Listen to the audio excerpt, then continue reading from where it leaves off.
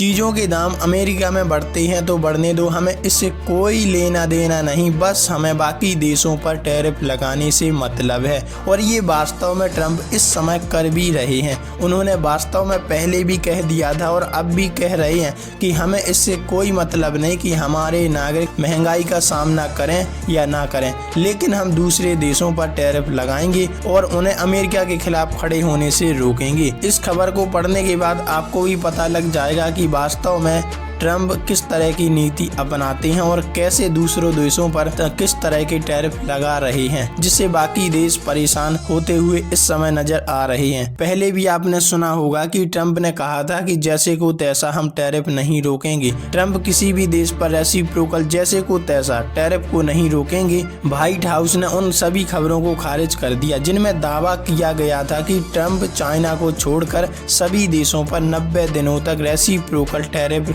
रोकने पर विचार कर रही हैं। दूसरी तरफ यूरोपीय कमीशन की अध्यक्ष उर्सुला वॉन डेर लेयन ने सोमवार को कहा था कि यूरोपीय यूनियन अमेरिका के साथ समझौते के लिए तैयार है। यूरोपीय यूनियन ने अमेरिका को इंडस्ट्रियल प्रोडक्ट पर टैरिफ हटाने की पेशकश की थी। अब इस बात से ट्रंप सहमत होंगे या नहीं, इस पर कोई विचार नहीं हुआ।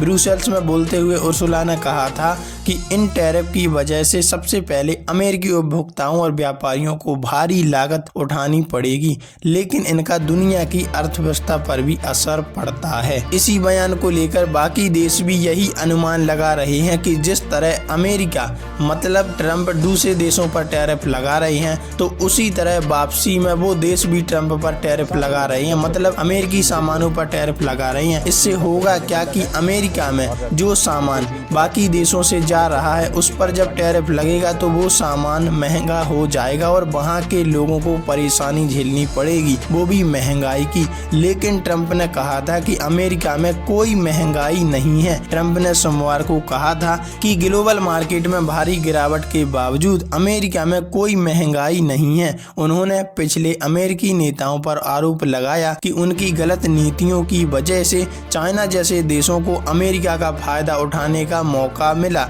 लेकिन अब मैं आ गया हूँ, अब उसे कोई फायदा नहीं मिलने वाला। दुनिया भर के बाजारों में जारी गिरावट पर बोलते हुए ट्रंप ने कहा कि तेल की कीमतें कम हो गई हैं, ब्याज दरें घट गई हैं, फूड प्रोडक्ट की कीमतें घट गई हैं, कोई महंगाई नहीं है। अब ये वास्तव में विश्व भर को दिखाने के लिए ऐसे बयान जारी कर रहे हैं या वास्तव में अंदर की बात कुछ और है। ट्रंप ने यह भी कहा कि चाइना उनकी चेतावनी को नजरअंदाज करते हुए अमेरिका के खिलाफ टैरिफ में 34% वृद्धि की है। उन्होंने कहा कि पहले से लागू टैरिफ से अमेरिका को हर हफ्ते अरबों डॉलर का राजस्व मिल रहा है। अमेरिका में प्रोडक्शन बढ़ने के लिए ट्रंप ने रेसिप्रोकल टैक्स लगाया। अमेरिकी राष्ट्रपति डोनाल्ड ट्रंप ने 2 अप्रैल को दूसरे देशों पर लगाया जाने वाला रेसिप्रोकल टैरिफ का ऐलान किया था। इसमें भारत पर 27% टैरिफ लगाए जाने की घोषणा की। इस दौरान उन्होंने कहा कि भारत बहुत सख्त है, मोदी मेरे अच्छे दोस्त हैं, लेकिन हमारे साथ सही व्यवहार नहीं कर रहे,